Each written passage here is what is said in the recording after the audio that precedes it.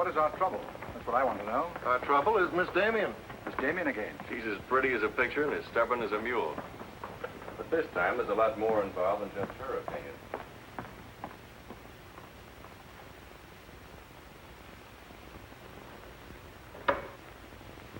Come in, Miss Damien. We were just ripping you up the back a little bit. So I gathered. There's nothing personal. It's about Mr. Cortland.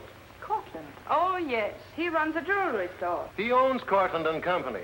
London, Paris, Fifth Avenue. You may remember him as one of our biggest advertisers. Oh, what Shirley wants to say. I know what Shirley wants to say. I always know what Shirley wants to say. He wants to know why I killed the art layout on Mr. Cortland's famous jewels. And I understand the April number goes to press without it. That's right. In the first place, it's no art layout. It's a press agent's dream. But the result is we stand a good chance of losing the Cortland account. Now, am I running my department or am I not? I haven't said anything, Miss Damien. Well, I had a talk with Cortland, and he was decidedly acid about it. I'm not interested in Cortland. But if this magazine is going to submit to advertisers' blackmail, I'd like to know about it. Now, please, Miss Damien. If that's the policy, Mr. Kranich, you better get someone else to take my place. Please, Miss Damien, just a moment. Gentlemen, if you don't mind, I'll talk to you later. I thought I should bring this to your attention. You can't blame us for trying, Mr. No, of course not. No harm done, gentlemen. Madeleine, you've got yourself all worked up. Come sit down. I'll get you a drink.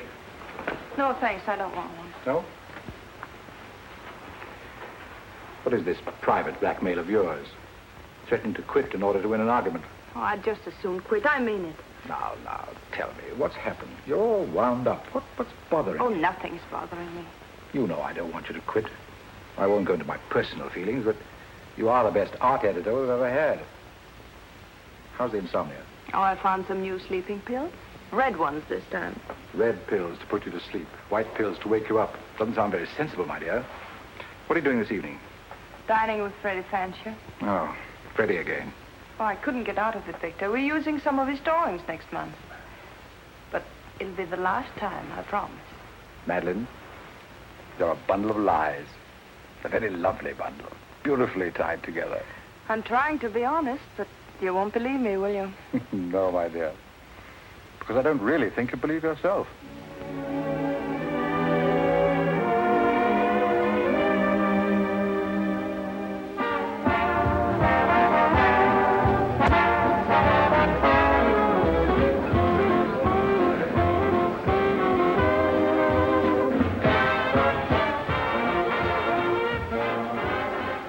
Why do you have to go back to that bore, Freddie Fancher? You haven't even given me a chance to make love to you. You've been doing all right. You know something? It's awfully hard making love to a woman who makes more money than I do. It'd be much easier if you made love to me. Would it? Oh. You're trying to give me the brush off, are you? Well, finally, we understand each other. Well, there you are, Freddie. There's your girl and no bones broken. I'll see you at the office, Madeleine. I'd join you if somebody asked me. Nobody's asking. Fair enough. Why do you have to dance with that pollywog? Look, I've told you not to drink. I always drink, particularly when I'm with you. Oh, am I that hard to take sober? You're a voluptuous pain in the neck. I'm going home. You're not going to walk out on me. Come on, be yourself. I've told you I'm going to leave early. But you can't leave me just sitting here in the snow. I'm mad about you. In my own foul way. Good night, Freddie.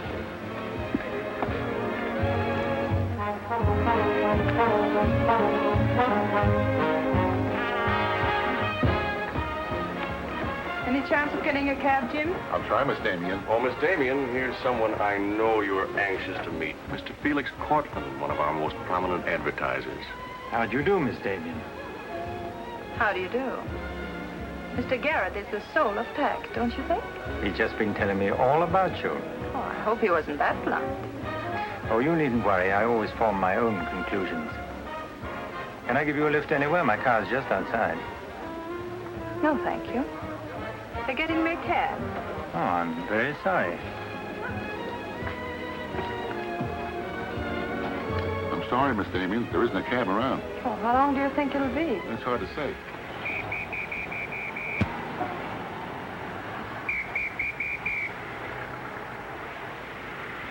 Are you sure you don't want a lift? Well, there doesn't seem to be any alternative. Good night, Mr. Garrett. Good night, Mr. Cortland.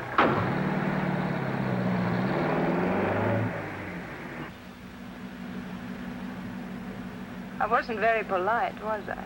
Neither was Garrett, for that matter. Oh, he always enjoys uncomfortable situations. You still feel uncomfortable? No. Frankly, I don't. Good, nor do I. You know, you're not at all what I imagined. No? No. The big international jeweler. I happen to inherit a business that runs itself very nicely. As a matter of fact, you don't look like an art editor. More like a work of art. That layout on your jewels is still a wretched piece of copy. I can only admire your good taste. And I'm still not going to print it. I wouldn't try and persuade you for the world. Mr. Cortland, I think you're a very dangerous man. I only wish it were so. The truth is, I'm a very ordinary one.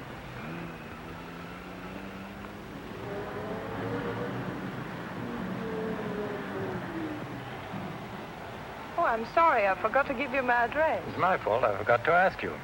Won't you come in for a minute? No, I don't think so.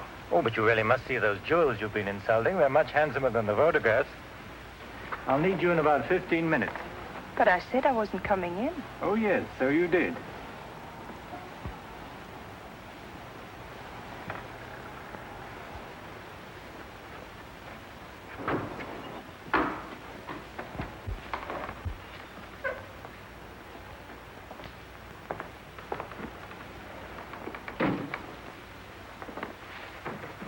Let me take your wrap. Well, I'm only going to stay a minute here. Of course.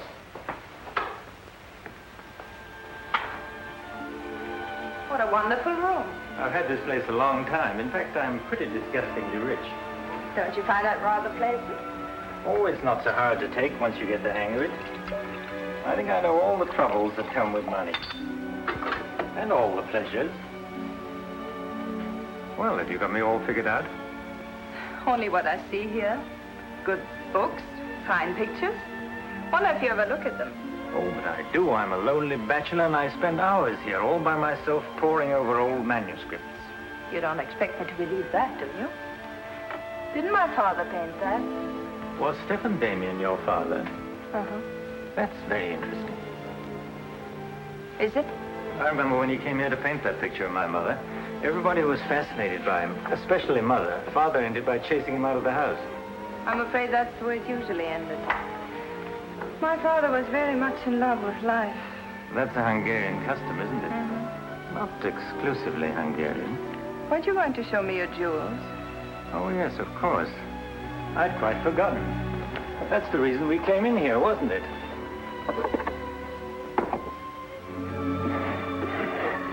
You ought to feel very flattered, Miss Damien. This safe is one of my darkest secrets. You really want to see those jewels? Not particularly. I can't tell a brilliant from a diamond. Not one person in 100 can. But then very few people are intelligent enough to admit it. Thank you. How about another drink? No, thanks.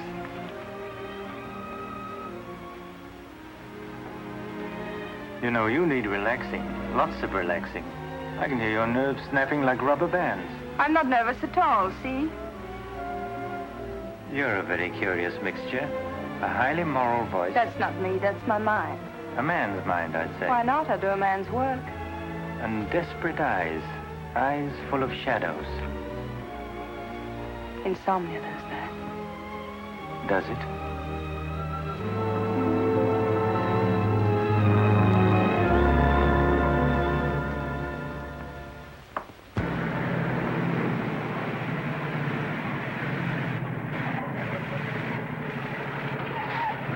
Anything doing? Not a thing. You know, it's getting me down eating in these hamburger joints. One thing you gotta learn, eat where the truck drivers eat. They know the right spot. Say, I saw a funny thing up the road just now. Good-looking dame sitting in a car all alone. Yeah, what was she doing? That's just it. She wasn't doing nothing, just sitting there. I got a rule about women. If they ain't breaking the law, let them alone.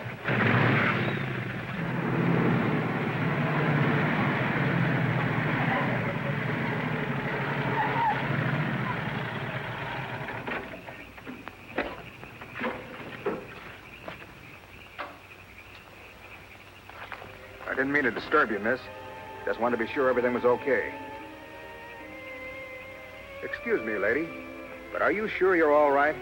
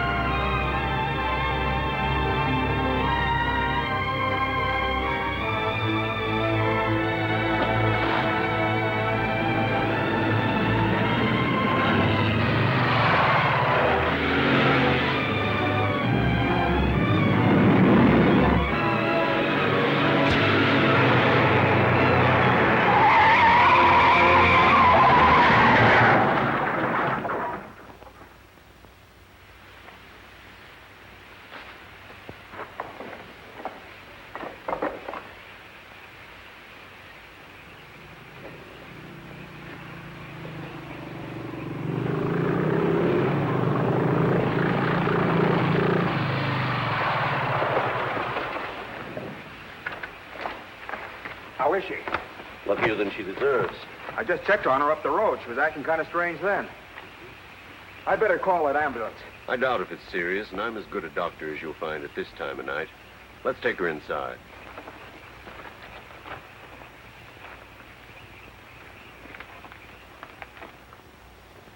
Well, no bones broken.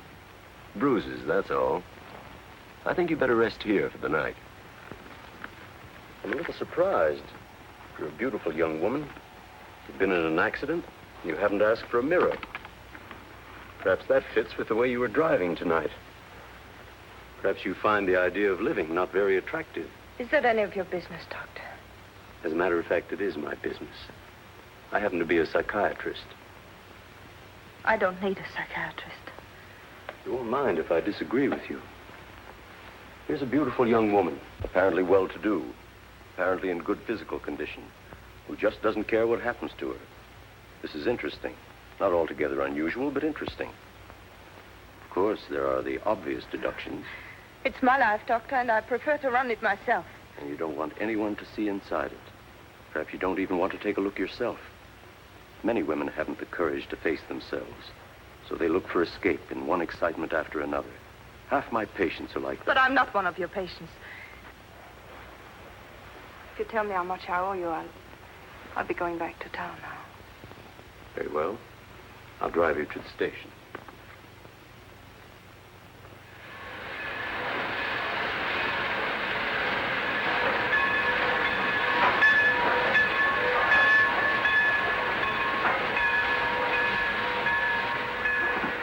Miss Damien, you're an intelligent woman, not an idiot. Will you promise me one thing? When you get ready to throw yourself off Brooklyn Bridge, will you come and see me first? Goodbye, Doctor. Dean. Miss Damien, I'll give you her secretary. Miss Damien's office? No, Mr. Cortland, she's not here yet. Shall I have her call you? Yes, Mr. Cortland. Where's Glamour, Puss? She hasn't come in yet. Well, who sent these? Mr. Felix Cortland. Mr. Cortland. That's very interesting. She never misses, does she? Mm-hmm. Jealous. If I'd given it any thought, I could have predicted it. Gladys, I won my bet. She's got a new boyfriend. I guess those dames gotta have new excitement all the time. Yeah, here today, gone tomorrow. Personally, I don't see what she sees in it all. Is that any concern of yours? No, Miss Damien. I didn't hire you to gossip about my private life. No, Miss Damien. Go get your money. You're through.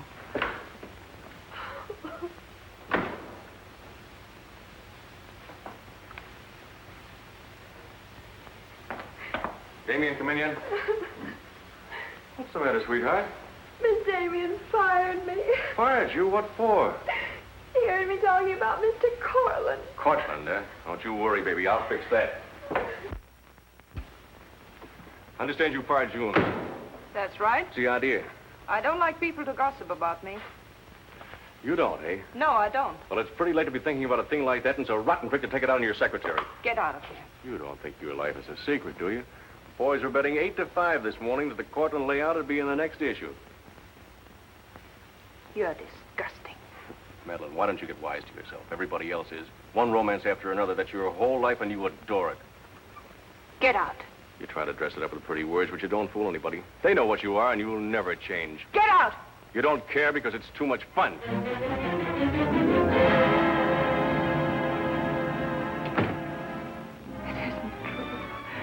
It isn't true. It isn't true.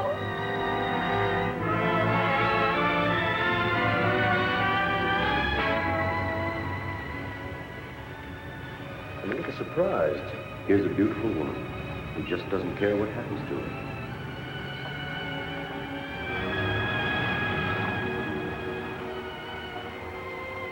Many women haven't the courage to face themselves, so they look for escape in one excitement after another.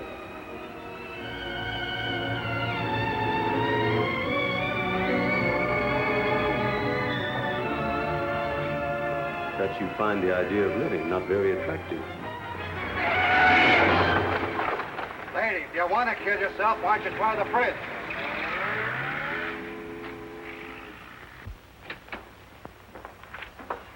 I'm glad I was right. An intelligent woman, not an idiot.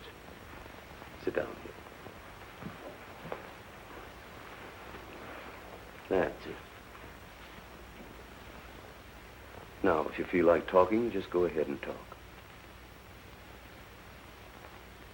You're afraid, aren't you? Well, it's our job to find out why. To explore the shadows and throw light on what we find there. Then you'll be able to see yourself clearly and face yourself honestly. When you can do that, you won't be afraid anymore.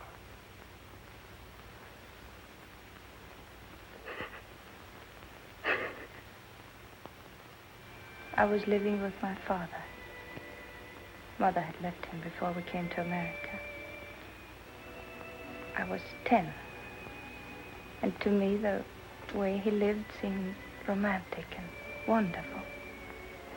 He was a successful painter, and women adored him. He went his own way and did what he pleased. Just as you've been trying to do? I suppose so. But why? Did it make him so very happy? Oh, I was certain he was the happiest man in the world. Until he killed himself. Then you couldn't understand why he did it. You understand now? I think I do. Did you ever do any painting yourself? I used to. Why'd you give it up? Oh, didn't pay enough. And besides, I didn't want to be like my father. I wanted my own life. And have you been living your own life? Of course I have. The kind of life you really want? I don't know. I don't know. Don't you think you've been hiding from yourself? Did you ever try and discover the person you really were, deep down underneath? I never cared to. I'm not so sure I do now. In that case, I'm afraid I can't help you. But of course, that's entirely up to you. Shall we go on, then?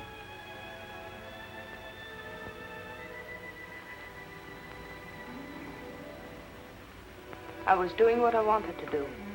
Paying my own way and making my own rules. And nobody was hurt. Nobody but yourself. And it didn't really make you happy, did it? Wasn't that because down underneath you knew there was something missing? Something important? I suppose so. That would worry you, wouldn't it? And then you would drug yourself with the excitement of more excitement. Oh, I know the pattern, Miss Damien. You're suffering from a disease of the times. A neurotic malady as commonplace as chronic alcoholism.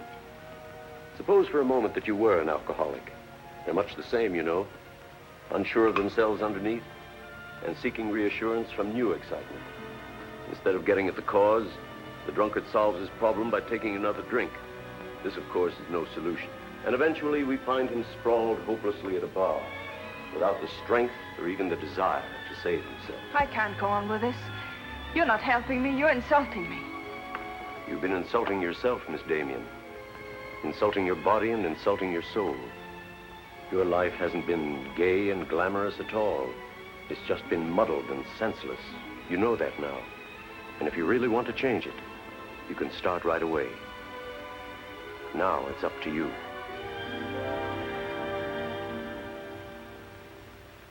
You can have my apartment, Ethel. The rent's paid till the end of the month. Darling, I feel like a vulture wheeling over your head. I'm not in, whoever it is. Miss Damien's office. No, she still hasn't come in, Mr. Cortland. Well, I don't know exactly. Later in the day, Did he hang up? Yes, good. Let me call him back, darling. You may be sorry later. Everything in this pile returned without comment. This I would ask to see more of their work, and these you may be able to use. But you haven't given me your new address. I'm not giving it to anyone. Hello, Madeleine. Beautiful, would you mind popping out for a minute? That's just 60 seconds. You better talk fast. Madeline, I'm on a jam. I've got to raise some money. I need about $5,000. What do you expect me to do about it? Well, I thought you might talk to Cortland. I'm sure he'd let you have it if you ask him nicely. You're really quite a rat, aren't you? Look, Madeline, I'm in debt up to here. I only make $100 a week, and you know I can't live on that. $5,000 doesn't mean a thing to Cortland. You better get out of here before I lose my temper. You're forcing me to say things that I don't want to say, but if you're going to act cold and virtuous about it, you'll hear them.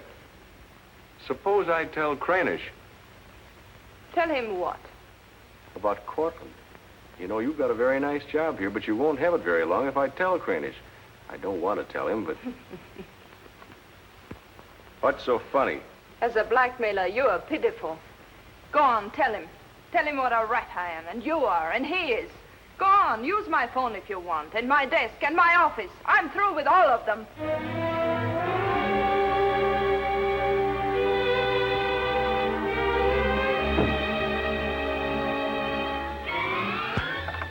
Boulevard Magazine. No, Miss Damien hasn't been back. Just a moment, please. I'm sorry, she doesn't work here anymore. You might try at her home. Waldorf Apartments. Waldorf Apartments? Miss Damien? Oh, no, she gave up her apartment. Why don't you try the post office? Dahlgren? Dalton? Damien. Here, Richard Caleb, 137 West 50th Street. Well, I've nothing to tell you except that Miss Damien has taken my advice as a doctor. She'd been living in an area of infection, and she's removed herself from it. I take it you consider me part of the general contamination. Now, you've come here for information, not diagnosis. I usually charge a fee for insulting people. I'm willing to pay for data of any kind. Yes, I gathered that. But I have nothing for sale. I suppose you're being very ethical, but I'd like to talk to Madeleine. In your presence, if you wish.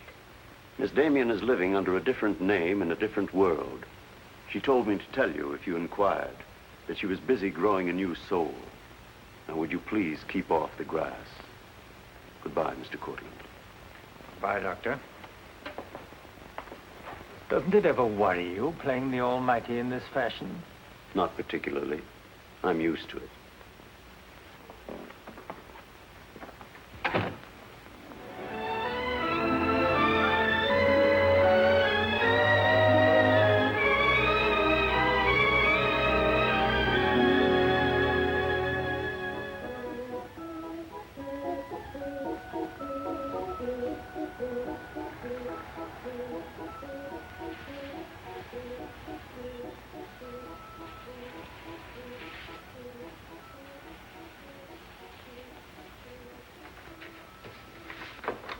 How's it look?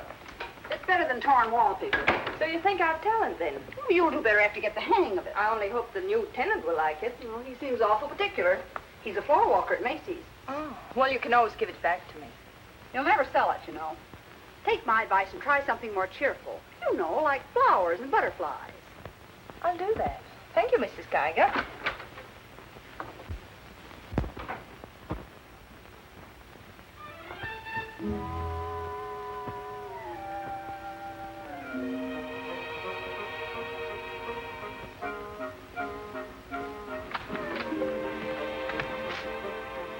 Thanks. You saved my life. Is this yours? Yes. Mrs. Geiger would scalp me if she knew I kept mice in my room. Well, why do you keep mice in your room? Pathologist, part of my homework. I really shouldn't bring these fellas out of the lab, but, well, I got kind of attached to this one. Oh, thanks again. Hey, women are supposed to scream. Aren't you afraid of mice? Well, no, but next time I'll scream.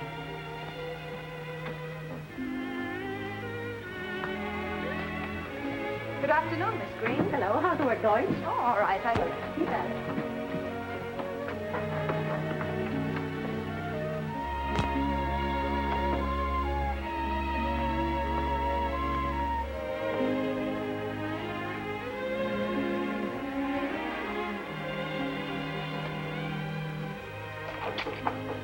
Come in.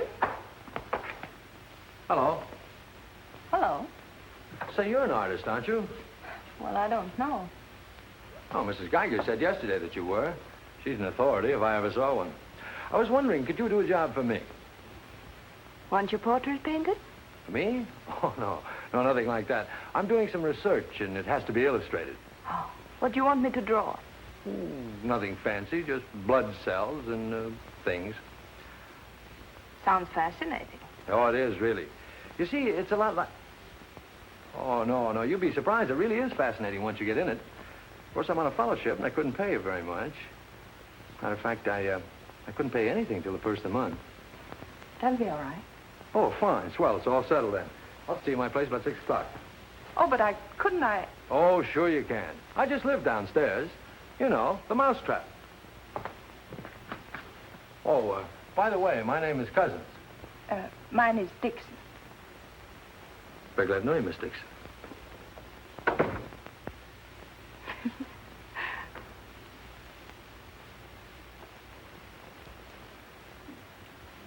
Just what am I drawing? Am I allowed to find out? Sure. Effect of anti-reticular serum on cell tissue. That's all I wanted to know. Oh, say, that's quite good. I'll take it to the lab with me in the morning. Just about ready for the next one. Do you realize it's 12 o'clock? Oh? I haven't had my dinner yet, and you haven't either. Oh, gosh, I'm sorry, but well, I got so wound up on this. So did I, but now I'm hungry. Well, tell you what let's do. We'll go out and eat. That's a brilliant idea. I'll get your coat. Do you do this all the time? Only since I got out of the Army. I was lucky to get this job of research. Now I've got to get it finished. Then what? Oh, then I go back to Oregon and become the usual respectable small-town doctor. No mice? No. No mice. Head colds and belly aches. $5 a visit. Maybe you'll like it. You'll get some rest. Oh, I'll get plenty of rest, all right, but I don't think I'll like it. You folks going out this time of night? That's right. We're meeting a few friends at the Busy Bee cafeteria. We don't want to miss the floor show. We'll have to hurry. See that he eats. He hasn't got any more sense than a goose. I'll feed him with a spoon. Got onto it first up in a little town in Germany while I was still in the Army. I met a couple of Russian medical officers who were working on anti-reticular, and well, they were pretty steamed up about it. Pie, sir? No, thanks. We got together the first night over a bottle of vodka. I remember the town was still burning. Well, maybe it was the vodka, but anyhow, we got to talking about anti-reticular, and, well, I guess I got pretty excited. You mean you speak Russian? Over a bottle of vodka, anybody speaks Russian. You have some coffee? No, thanks, I've milk. Oh, one, please. At any rate, I promised myself that night that just as soon as the war was over, I was going to do a job of this. You haven't stopped to eat ever since. That's an error I'm just about to rectify. $1 even. There you are. Thank you. Thank you. You, sure you've got everything you want? Oh, yes, thanks. You know, I don't think you're much of a doctor. Do you call this a sensible diet? Pancakes and pickles? Well, scientifically, there's two kinds of diets. The kind that doctors prescribe and the stuff they eat themselves. Oh, but you're always in such a rush. You can't make scientific discoveries that way. Sure you can. Take Benny. He saw some flies nibbling at a piece of pancreas. Figured out that there must be sugar in it, and 1 minute he had the idea for insulin. You know, you're a very lovely girl. You're not being very scientific, Doctor. Oh, but I am. It's the very heart of science. It's the truth. Let's talk about insulin. Thanks a lot.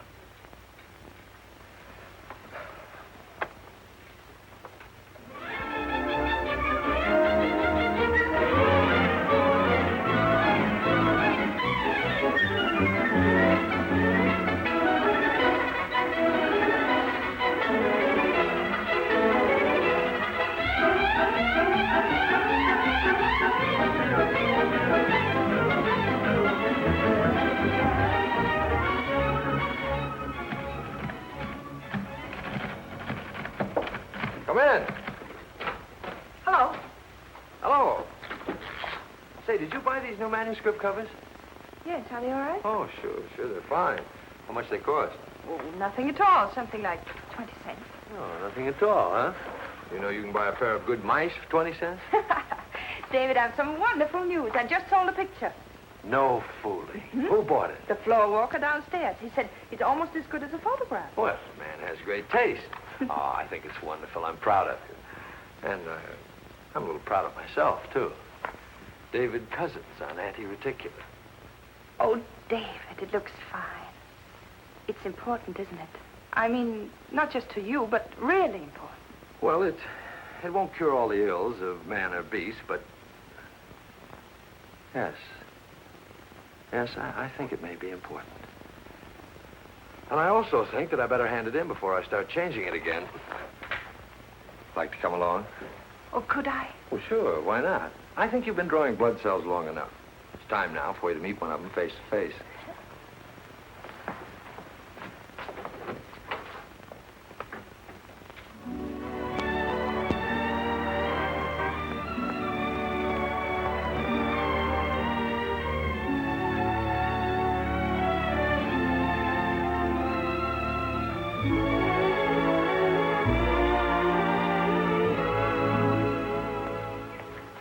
I hope your text is as good as your illustrations.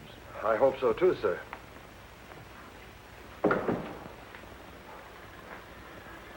Well, that's that. You didn't tell him there were your drawings, did you? I didn't tell him they weren't. Come on, I'll show you my lab. Coffee. I wouldn't try and drink it if I were you. Assistant pathologist.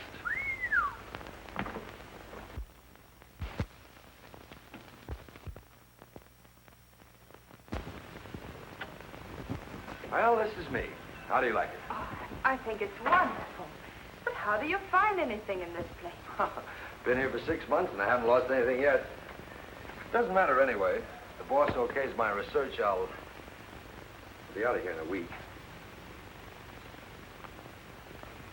Back to Oregon? Yes, back to Oregon. All that way just to make a living. Is it as bad as all that? Oh, what's the use in kidding, Madeline? I'm so much in love with you, I can't see straight. I haven't done any work in here for days. I just sit around waiting until I can see you. I know. Because that's just what I do. Wait to see you. Darling. Oh, darling, I never felt like this about anyone before. Tell me, when did you first know? Oh, when I first saw you, I think. Yeah, me too. I'll never forget you standing in that hall with a mouse in your hand. Only I didn't know then what was happening. I thought I had the flu. Will you marry me? Oh, David. Well, will you? We don't know each other. I mean, you don't know me. Oh, but I do. Of course I know you. Now, what do you want to know about me? David Cousins, M.D., University of Oregon, Captain Medical Corps Reserve, young, healthy, and very much in love. Will you marry me? Oh, please don't ask me now. Well, I've got to ask you now. I want to marry you now. Please give me time, David. I'm all mixed up. I'd like to go home now. All right.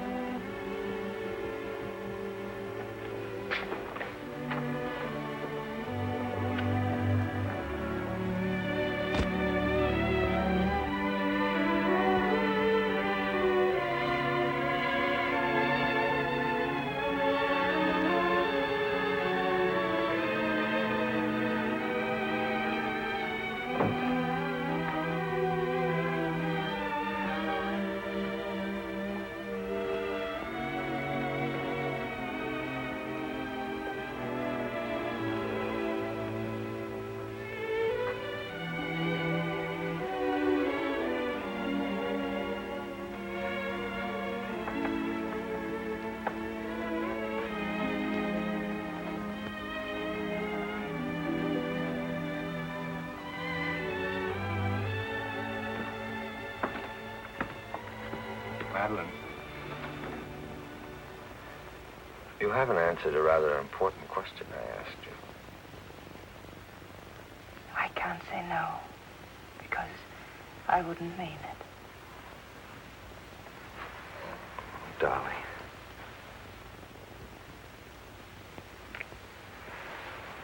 David, I do love you.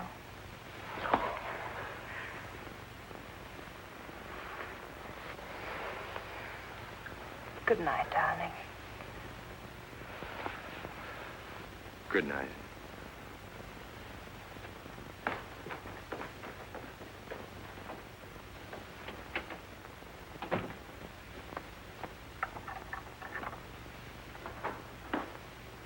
Hadn't you better close the door?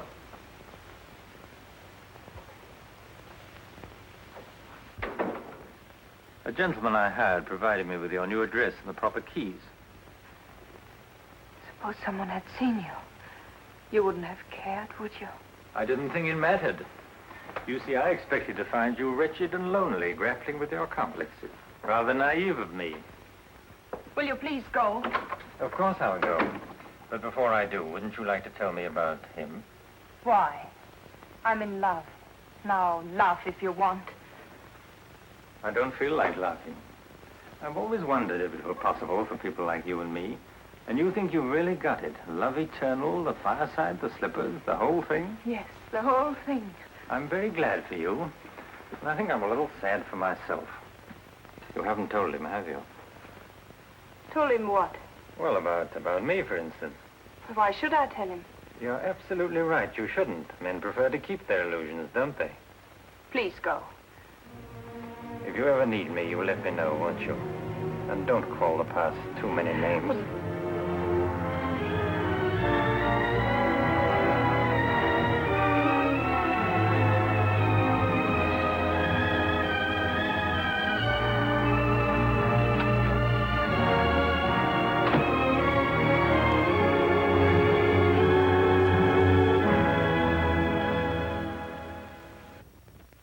What you say. I'm going to marry him just as soon as it can be arranged. You want to run away from your problem? I'm not running away. You are, you know. You're looking for security from someone else instead of building it within yourself. But I love him. I can't talk to you if you don't believe me. Falling in love doesn't cure everything overnight. What do you mean? Let's be honest. There's a side of you that hasn't fully changed. Isn't that true? That is true, isn't it?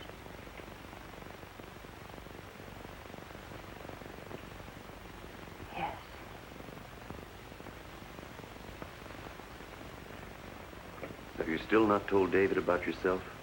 I couldn't tell him. You let him fall in love with an illusion, with someone who doesn't exist. I could never tell him. He might stop loving me. Isn't that a risk you'll have to take? You're being very careless about it. You can't build a lifetime relationship on a lie. If you're really in love, you'll tell him. With the others, it was different. But if you love him... Will you please stop saying if? How many times must I tell you I love him? But real love is a sharing. If you're strong enough to face this yourself, you're strong enough to face it with David. Oh, I can't do it. I can't risk the only happiness I've ever had. That's up to you, Miss Damien.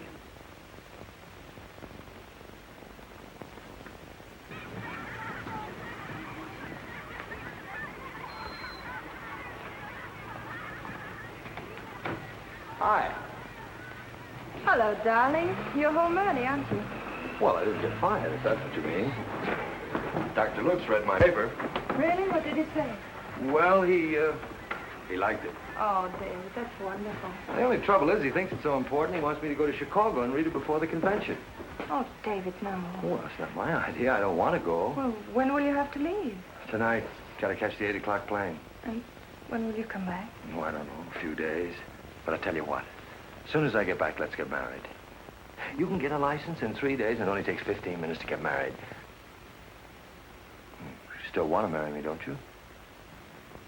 Oh, more than anything in the world.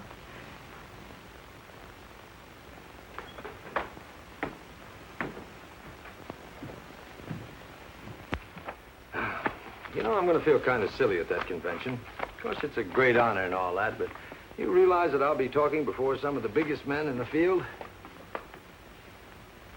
What's the matter, darling? Nothing.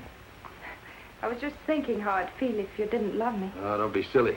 Not a chance. David, could you ever stop loving me? Well, that's really a gruesome thought. Of course not. Even if there was a reason? The world is bothering you. Nothing. I just wanted to be sure. Sure about what? That you loved me and not an illusion you built up about me. Scientists can't believe in illusions. I believe in you. You're the best thing that's ever happened to me. 4 shirts. I wonder if that'll be enough.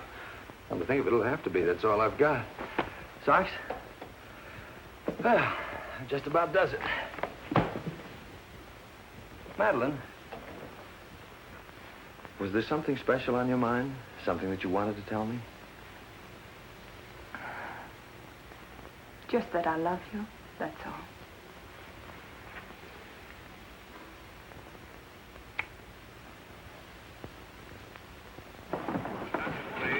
Flight 41 now loading at gate 6 for Chicago. Passengers on Flight 41 for Chicago. Write me every day? Every day. Hope you miss me. Hope you suffer like a maniac. I will, I promise. Oh, gosh, I hate to leave you. You know, I'm going to be jealous. Jealous of what? Oh, I don't know. Nobody, everybody. Just jealous. Darling, I belong to you. Don't you know that? I'm only alive because you love me. We'll be married the minute I get back. Well, look who's here. If it isn't Madeline. How are you? It's been a long time. David, this is Mr. Garrett. I used to work with him on a magazine. How do you do? I quit the racket, though. Or perhaps the racket quit me. Garrett's doing some confidential work for me now. How are you, Miss Dixon? This is Mr. Cortland, David. Dr. Cousins, my fiancé. You're a very lucky man, Doctor. I think so. Well, goodbye, Miss Dixon. My congratulations to you both. Oh, thank you. Good night. Good night. I don't believe a minute of it, do you? Garrett, you're a very cynical man. You don't believe in true love. You don't think Madeline does either, do you? I don't know, but I've always been fascinated by miracles.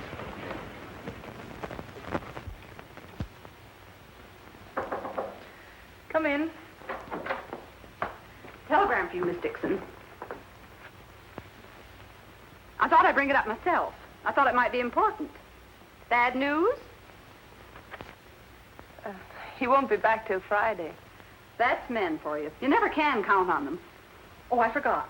A doctor somebody called you, said you were to call Miss Ethel Royce. She's been trying to get in touch with you. Friend of yours? Yes. I suppose you got your own reasons, but you ought to get out and see your friends, instead of sitting in this room all day and all night. Thanks, Mrs. Geiger.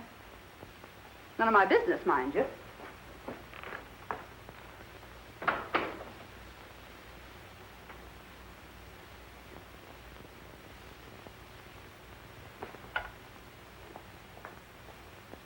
Ethel, this is Madeline.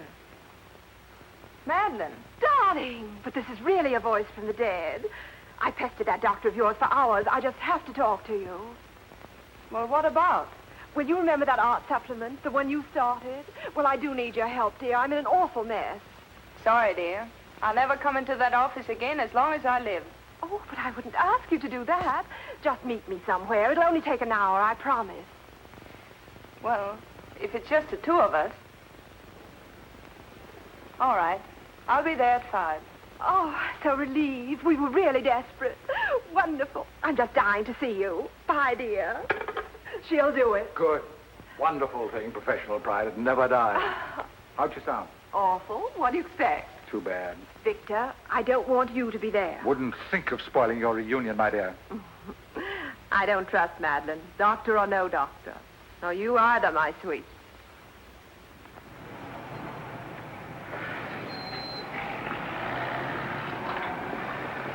Hello, Miss Damien. Glad to see you back. Glad to see you, Jim.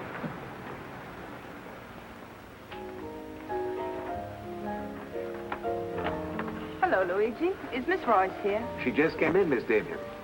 We missed you, Miss Damien. Have you been away? No, but it's nice to be back just the same. Hello, Ethel. Darling, you look wonderful. A little pale, but so interesting. You know, I can't stay very long. Oh, I understand, dear. We'll get right to work. The usual, Miss Damien? Well, I don't know, Carl. You'd better. Wait till you see the mess I'm in with the supplement. All right, Carl. Darling, I'm just dying to hear what you've been up to. You must tell me everything. But there's nothing to tell. Come on, let's go to work.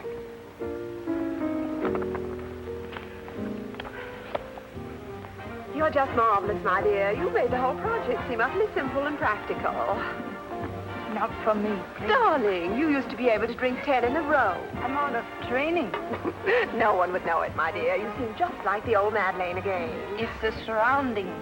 What do you say we have dinner and go to a show? No, really, I've got to stagger home. Madeline, my dear, this is a surprise. Victor, hello. What good fortune running into you like this? Do you mind? Don't let us fool you, Madeline. You heard me making the date with you. It's true, but I'll deny it. Frankly, I wanted to have a look at you. You look very dashing for a hermit.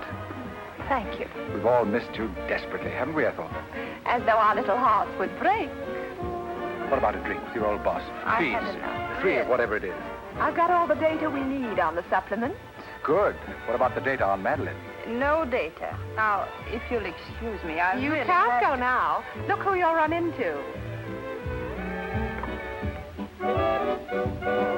He's seen you. Mr. Garrett no longer graces our staff. Oh, what happened? He got to be utterly gritty. Say nothing of a slight discrepancy in his accounts. Mr. Garrett believes that the world owes him a gay life, no matter who pays for it. Well, hello, stranger. How are you? Wonderful. Nobody here seems particularly glad to see me. Should we be? Oh, well, it's been nice knowing you. There goes one reason for my ivory tower. What? Darling, I'm constantly running into men who adore you. Slews of them. Hated them all. I know what you're thinking. I had an odd way of expressing my distaste. Not odd, darling. Shall we say just, moody? Well, here's to memory.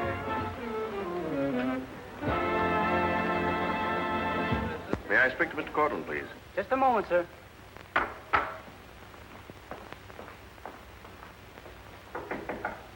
Just a minute.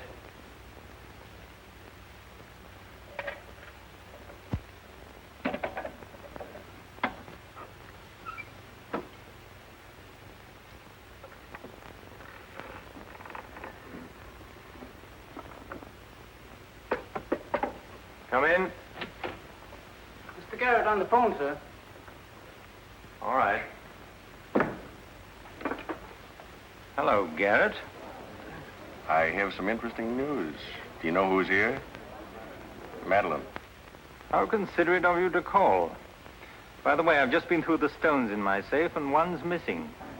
The stone's not terribly important, but you're the only person who knows about my safe, and the fact is you did have my keys for quite a while yesterday. What are you getting at? Only that I don't like thieves. But you're being ridiculous. Let me come over and talk about it. There's nothing to talk about. I'm taking it up with the police. But, Cortland, you can't do that.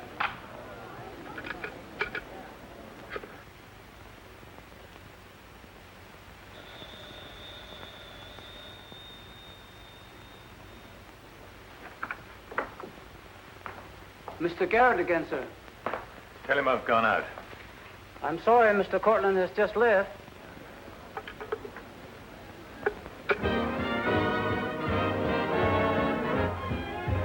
Are you all right, darling? Of course I am. You're not going to disappear again. Oh, yes, back to my treetop. It's raining. Let me drive you home. Oh, no. Ethel wouldn't approve. Good luck, my dear, on your treetop. Bye, darling. Well, Let's face it, she's a changed woman. she'll never change, darling. She's just got herself a new set of words, that's all.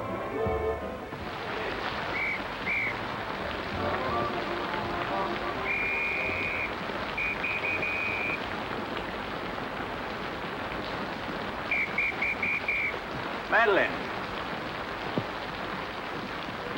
Hop in. No, thanks. I'm waiting for a cab. Don't be silly. There are no cabs. You'll get drenched. Please. I'll drop you off. I'm going home alone. Come on, in you get.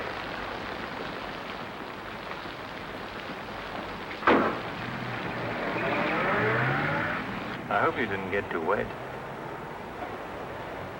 Your concern is touching, Quite a coincidence finding you in the rain. is it? I can't lie to you, especially when there's no point to it. I was informed you were playing hooky. You're detestable. I'm really not detestable at all. I happen to be very fond of beauty, which shouldn't be a crime in your eyes. Please, no debates. I'm a little dizzy. A good dinner will soon take care of that. Why do you always hound me? You know I despise you and everything you stand for. There's always a chance I may be able to improve your opinion and your manners. I'm sleepy. You know you're very lovely. Please don't bother. I'm not listening.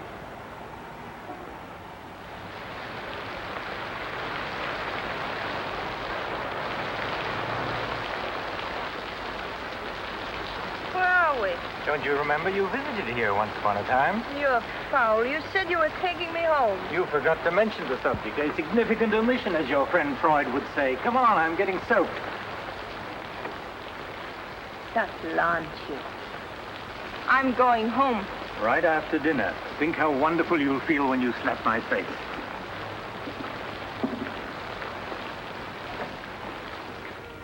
That'll take the chill out of your bones and maybe even your heart.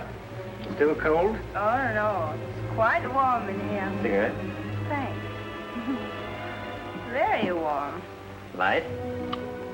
No, I'm not really detestable, am I? No. I am. Why? Because I ought to go home. In this rain, you mustn't even think of it. You see, you are detestable. And you've been very annoying for months. Madeleine, we belong together. You know that. No, I don't know that. Of course you do. We feel the same way about life. You're not making sense, Mr. Cortland. Why make sense? Doesn't this make more sense than talking and lying? No sense at all. Then what would you call it, darling? Stupid. Madeleine, you're wonderful. Stupid. You're sweeter than ever. I'd better see who it is.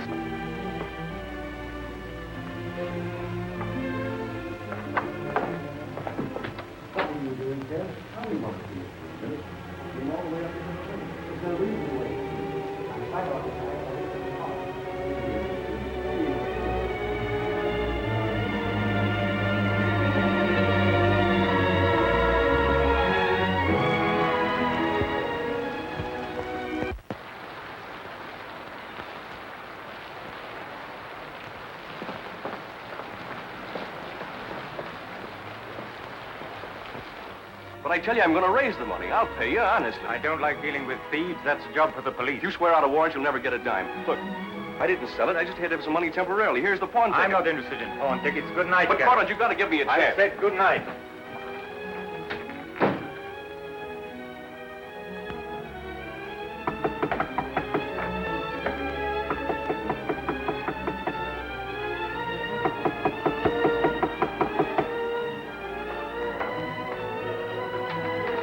You've got to let me talk to you. Let me explain this. You stupid fool. You'll have the stone back. I'll get it to you. I promise I will. All I need is a little more time, just a couple of weeks. What are you doing? Phoning the police. You can't do that. I'm not going to let you ruin me.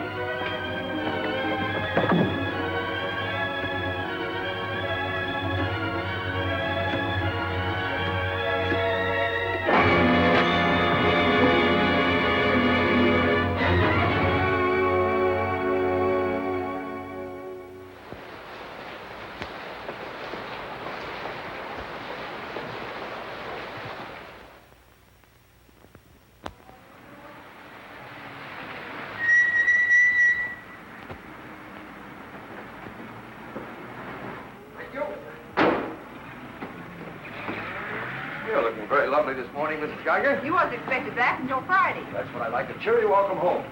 Miss Dixon upstairs? I haven't seen her this morning. Who is it?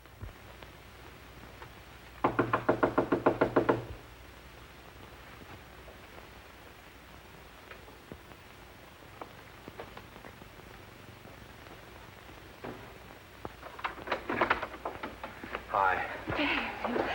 Darling. Oh, I couldn't wait till Friday. I just said my little piece and ran out on them. Oh, I needed you so badly. I feel lost without you. Don't ever leave me again. Oh, that you can depend on. Say, I've got big news. I'm a success. Oh, tell me all about it. I wonder what's the matter with you. You don't look very good. Come on, I think you better get back in bed. Now then, first, I don't have to go back to Bellyaches in Oregon. You're not marrying a small-town country doctor, young lady. You're marrying a promising young research scientist. At least that's what Dr. Broder says, and he ought to know. He's got a long white beard. Oh, darling, I'm so proud of you.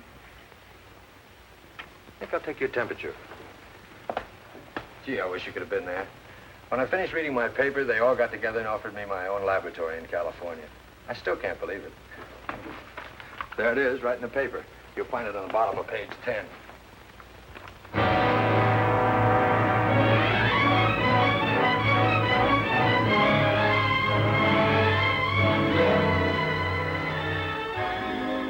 What makes you feel that you're really important? You know what he said to... Oh, Madeline.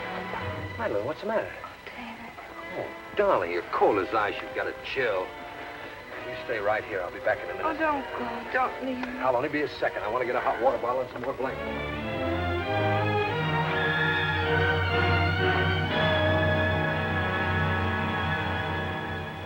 Miss Madeline Dixon at home? I don't know. Friends of hers? We're from police headquarters. Where's the room? Upstairs. What do you want to see Miss Dixon about? We'll tell her. Well, perhaps you'd better tell me first. Miss Dixon isn't well. Who are you? He's a doctor. He lives here. If it isn't important, I suggest you come back tomorrow. It's important.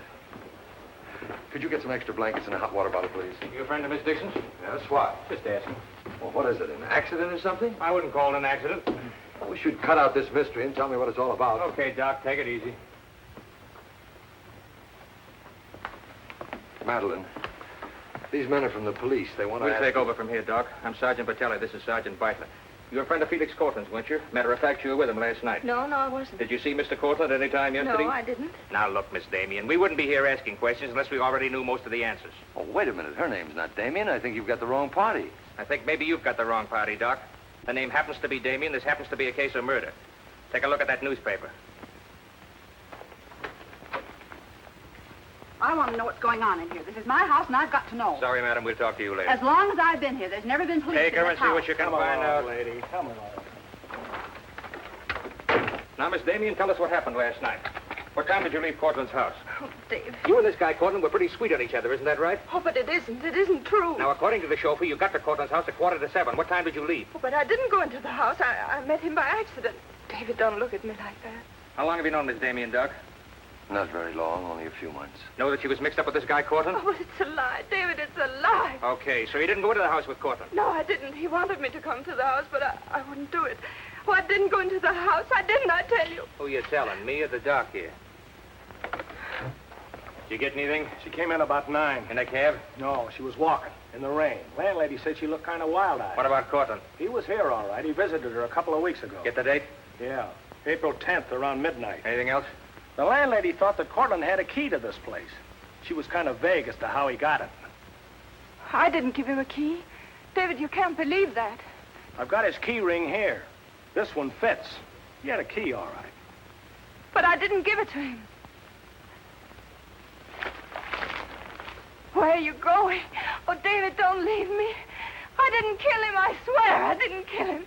Who cares whether you killed him or not?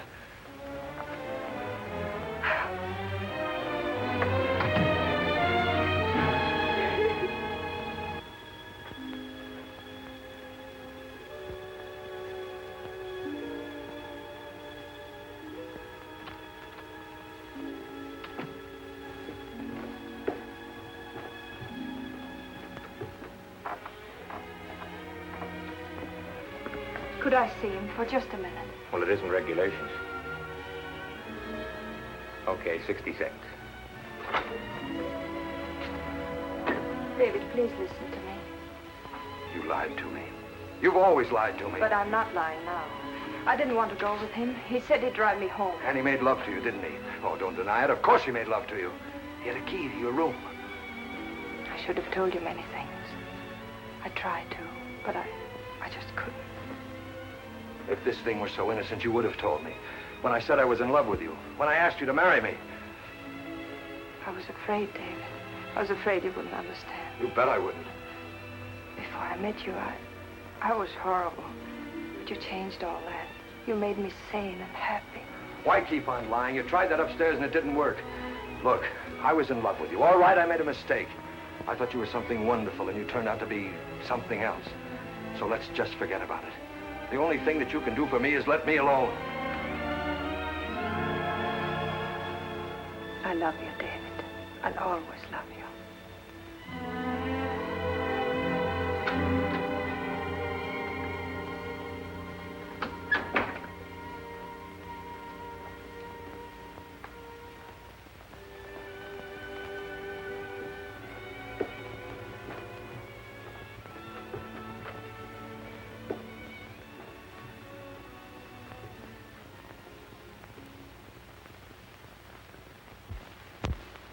And so, ladies and gentlemen of the jury, the prosecution will prove beyond a shadow of a doubt that Madeleine Damien is guilty of the premeditated murder of Felix Cortland.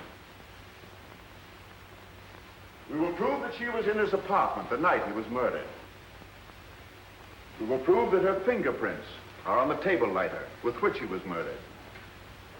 And we will prove further that she had a motive for the murder. For after all, this is a very simple story.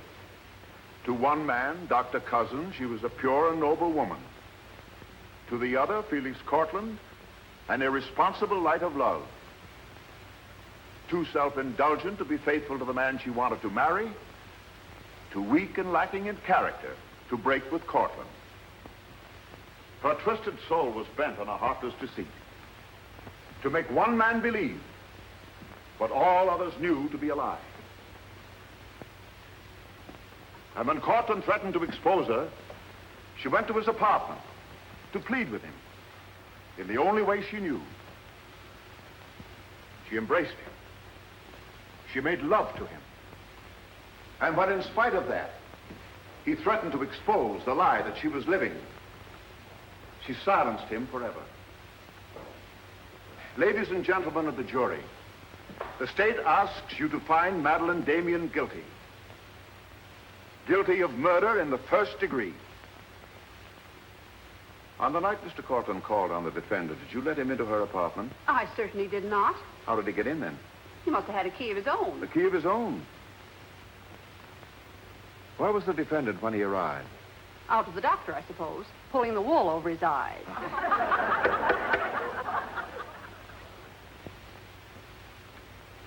Thank you, Mrs. Geiger. Your witness, Mr. Mitchell. You've got to let me cross-examine her. No questions. Miss Damien, I can't defend you properly if you won't let me. We've got to put up a fight. Fight? What for? And now, Mr. Garrett, just what was the nature of the work you did for Mr. Cortland? Well, most of it was personal. Confidential secretary, I suppose you'd call it. And in that capacity, you were in a position to learn a great deal about his private life? Yes, of course. Did Mr. Cortland know that Miss Damien was lying to Dr. Cousins and concealing her true character from him? I'd rather not answer that question, Mr. O'Brien. You see, both Miss Damien and Mr. Cortland were friends of mine. Yes, I understand. Well, let's get back to the meeting at the airport. What was the attitude of the defendant when Cortland saw Dr. Cousins? She was embarrassed, naturally. Yeah. She was embarrassed, naturally. Thank you. Your witness, Mr. Mitchell. I've got to cross-examine. If I don't, we haven't a chance. Don't ask him anything. No questions. Were you a close friend of the defendant? Yes, I was. Did she confide in you on matters of a personal nature? Yes, she did. If you were asked in this court, do you think you could recall any of those intimacies? I could recall some of them in lurid detail. Your Honor, I object. Objection sustained. Well, let me ask you this, Miss Royce. Would you say in general that men found Miss Damien attractive? Definitely. And would you say that Miss Damien found men attractive to her? I'm afraid I most certainly would. You would? What were the relations between Miss Damien and her former employer, Mr. Cranish? They were friendly. In your opinion, was there anything more than friendly? I object, Your Honor. The question calls for the conclusion of the witness and is prejudicial. Objection sustained. Dr. Cousins, I'm Dr. Caleb. Miss Damien's a patient of mine. I don't happen to think she's guilty of murder, do you? No, I don't. She may be guilty of other things, but in there she's being tried for murder. And she won't even defend herself. She's got a pretty good lawyer, hasn't she? She needs your help, Doctor. In her own mind, she's not on trial for murder. She's on trial for those other things. And it's not the judge who's trying that case, it's you. I don't want to be rude, Doctor, but I don't think you know what you're talking about. I'm sorry to disagree. You see, I've been treating Miss Damien for some time. I happen to be her psychiatrist. Dr. Caleb. I'm sorry to have bothered you, Doctor.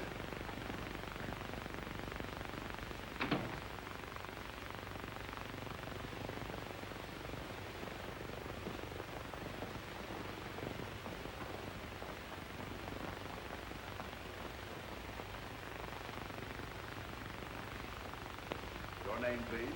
Richard Caleb. You're a psychiatrist? I am. Miss Damien came to you as a patient? Yes? Did she come of her own free will? Yes, of course. Isn't it true, Doctor, that people do not go to a psychiatrist unless they consider themselves, well, shall we say, not well balanced?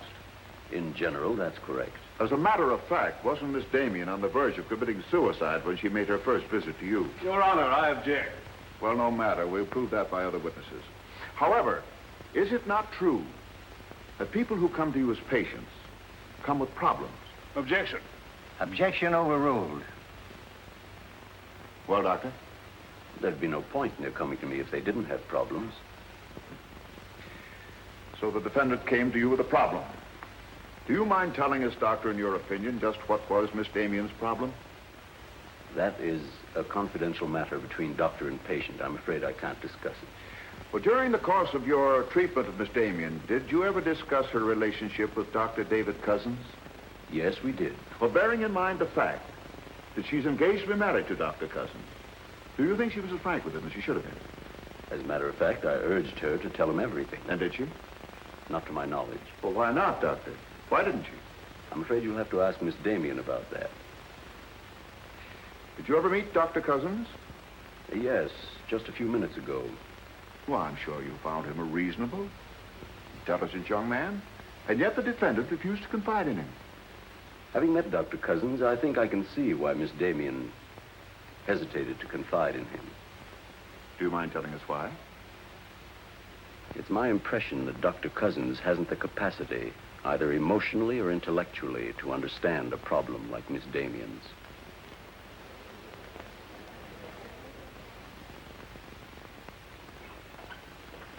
How's the trial going, Doctor? Not very well, I'm afraid. There's a Dr. Cousins in your office. Oh? He said you weren't expecting him. As a matter of fact, I was expecting him. Hello, Doctor. Sit down, relax. Tell me, is this a professional or a social call? Dr. Caleb, you said some pretty rough things about me this afternoon. Yes, I did, didn't I? I think I'm entitled to an explanation. So do I. As a matter of fact, I'm very glad you came over. I wanted to talk to you about Miss Damien. I'm not interested in Miss Damien. I'm glad to see you're still in love with her. And I'm not in love with her. All the better. Then we can approach the subject of Miss Damien as one scientist to another. You see, I'm interested in Miss Damien because she's a patient of mine. I believe I was well on the way to solving her problem. It would be most distressing to me if she were to die now for a crime she didn't commit. It would be as though you had lost one of your white mice, one that you had just inoculated. What's all this got to do with me? Only this, that when you testify tomorrow, you'll be asked to tell the truth, the whole truth. The whole truth about a human soul is a complicated proposition. Now, I'm not going to tell you anything about Miss Damien that you haven't already heard. But isn't it possible that you've picked up a few stray facts and added them up to a conclusion that's entirely wrong?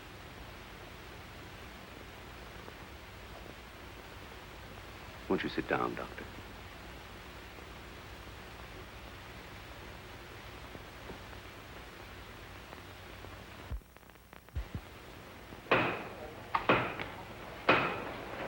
Hear ye, hear ye, hear ye. The court is now in session. Call your next witness, Mr. O'Brien. Dr. Cousins, please. This will be their last witness. You've got to let me put you on the stand. I tell you quite frankly, Miss Damien, if you won't testify, you haven't got a chance. Raise your right hand. You solemnly swear to tell the truth and the whole truth, nothing but the truth, so help you God? I do. Please be seated. Your name, please. David Cousins. Under what name did you know the defendant? Madeline Dixon. Did she ever tell you her true name? No, sir. Did she ever lie to you about her identity? Yes, sir. How long did she continue to lie to you? Till the morning the police came. Did she ever tell you about her relations with Cortland? No, she didn't. You proposed marriage to the defendant and she accepted you? Yes, sir. And still she didn't tell you about Cortland? No, sir. When did you first know of the true relationship between them? Same morning, the morning the police came. Oh, I see. Then from the moment you met her until the day she was taken into custody, you didn't know the truth about her character. I object, Your Honor. Mr. O'Brien, haven't you covered your point? Well, Your Honor, I'm merely trying to clarify for the jury the true nature of the defendant's motive. Proceed. Back. One more question, Dr. Cousins. If you had known the truth, would it have affected your love for the defendant? Your Honor, I must protest. Let him answer. Objection withdrawn.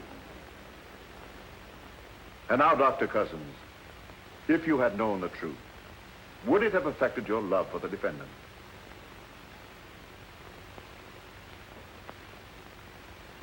I was in love with Miss Damien then, and I'm in love with her now. Your witness, Mitchell. No questions.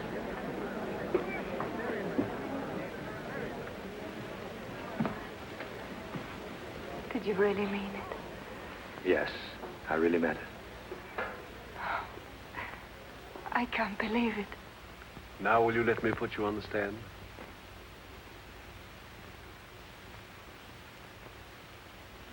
You admit you went to Cortland's apartment that night? Yes. He made love to you? Yes. Did you have any conversations about Dr. Cousins? No. Positive? Yes, I am. But tell me, Miss Damien, were you in love with Felix Cortland? No, I wasn't. Were you in love with Dr. Cousins? Yes. Oh. But you went to Cortland's apartment nevertheless. Yes, I told you that. You were in love with one man, yet you chose to visit the apartment of a man you didn't love. Did you go of your own free will? Yes. Mr. Cortland didn't force you or threaten you? No. Then why did you visit him? I don't know. I made a mistake. You made a mistake. As you've told us on several occasions that you and Mr. Cortland were interrupted by a mysterious intruder, can you tell this jury anything definite about that person? Anything at all? No, I didn't see him. You didn't see him? I only heard his voice. You seem very certain it was a man. It was a man. What did he say? Well, I don't know. They were talking in the hall. I couldn't tell what they were saying. Yes, you heard a voice. You're willing to swear it was a man, and you couldn't hear what he said. Now, what sort of a person do you think would be calling at that time of night? A bill collector? A man selling magazines? Or perhaps even a burglar? Why not a burglar? Mr. Cortland was a very wealthy man. He must have been a very timid burglar because nothing was stolen. Of course, you realize that Mr. Cortland kept his jewels in a vault at the store? Not all of them. He kept some at home in his safe. Safe? What safe? The one in his living room? You didn't by any chance see that safe, did you, Miss Damien? Yes, I did. The court, please. This is the first we've heard about a safe. I ask for a recess to examine the apartment. Well, Your Honor, we've been all over the apartment. But if there is a safe and if it has been robbed... Gentlemen, court is adjourned until tomorrow morning. I suggest the district attorney, the attorney for the defendant, examine the apartment together.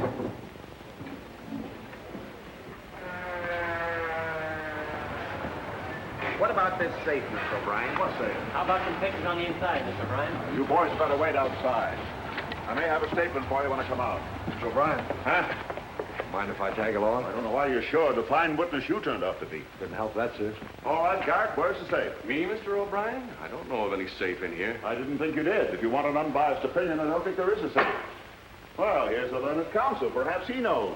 Where's the safe, Mitchell? My assistant's checking the location with Miss Damien. He'll be along in a minute. Oh, you're on a dead one. While we're waiting, maybe Mr. Garrett could tell us where the safe is. I've asked him, he doesn't know. I don't understand that, Mr. Garrett. You were very close to Cortland, weren't you? That's right. I'm sure if there was a safe in here, I would have known about it. At least I would have seen the key to it. The answer's very simple. There is no safe. What did you find out? I got the dope on him, Mr. Mitchell. Splendid. It's over here in this bookcase. You were wrong for once, Mr. O'Brien. Could be. What do you know about that? Have you got Cortland's keys? There they are. Thank you. That looks to me very much like a safe, Mr. O'Brien. Yes, it does, doesn't it? But not like a safe that's ever been robbed. I don't think a good burglar would leave those behind.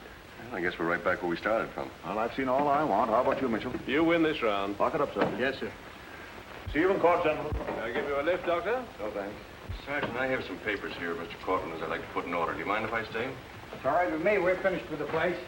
Thank you very much. Anything I can do for you, Doctor? Oh, I was just curious about something. I've never seen a safe like that before. One that operated with a key. Come to think about it, I guess I haven't either. Normal assumption about a safe is that the lock works on a combination. Yes, I guess most of them do. I was wondering how you knew that this one worked with a key. You said you'd never seen the key to it. Did I say that? Uh-huh. I guess I must have said something I didn't mean. Oh, I see. There could be another explanation. Really? Yes. That you were lying when you said you'd never seen the safe before. You're not serious, are you, Doc? I'm a scientist, Mr. Garrett. When we get hold of an odd fact, we consider every possible explanation. We make some of our most important discoveries that way. Well, it must be fascinating work. Yes, it is. Suppose I had known about that safe, which I didn't. What would that prove? Frankly, nothing. But it does suggest a theory. You were very close to Cortland. You knew about the safe. Maybe the safe was robbed. Perhaps he found out about it. He was quarreling with a man in the hall the night he was killed. Maybe that man was you. That's a very interesting theory. Yes, isn't it? Well, as I said, I'm a scientist. When we hit on a theory like that, the next thing we do is to test it. That's all I'm doing. I see. Then you won't mind having a little talk with the police? No. Why should I? Fingerprints. But then, of course, if you've never seen the safe before, you won't mind them checking it for yours. Oh, certainly not.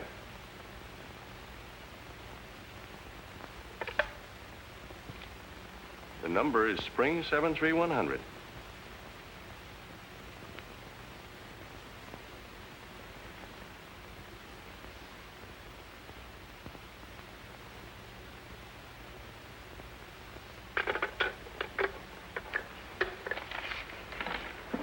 Okay, Doc. No hard feelings. Don't you think this sort of thing is rather out of your line, though? I guess maybe you're right. Bye, Doctor. Goodbye.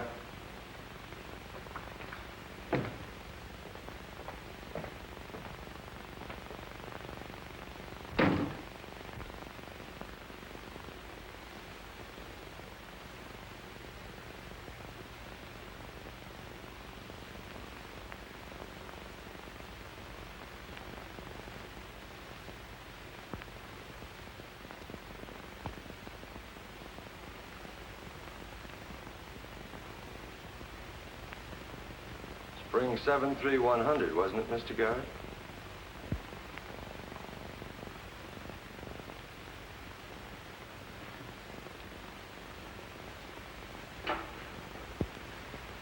I guess maybe I underestimated you, Doctor.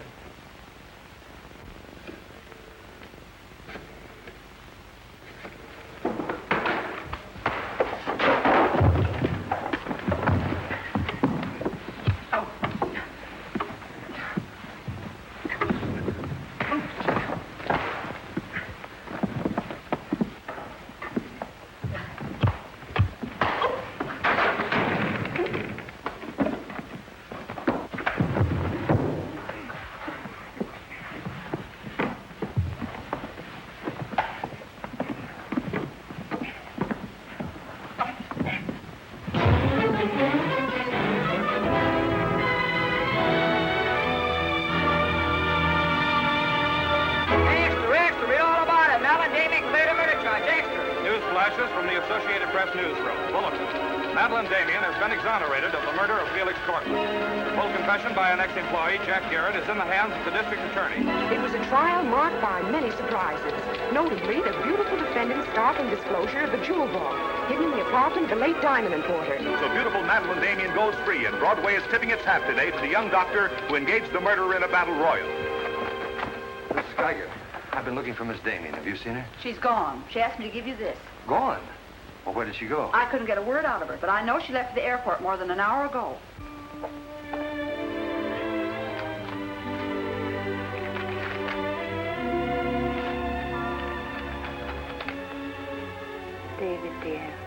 I can still hear your voice in that courtroom, and I'll never forget what you said. You did much more than save my life. You made my life worth saving. I can't bear to tell you how much I love you and want to marry you. But right now, that wouldn't be fair. I'm going away for a while. I want to be terribly sure, after all this, that I can really be the kind of person you once thought I was. Maybe after a while that will be possible. And then, when we're both sure, David, please ask me again. Goodbye, my darling.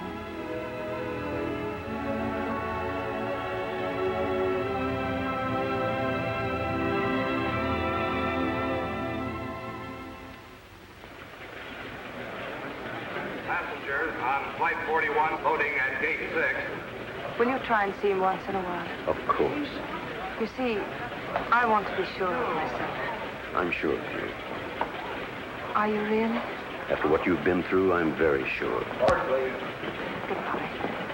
I still think you're making a mistake.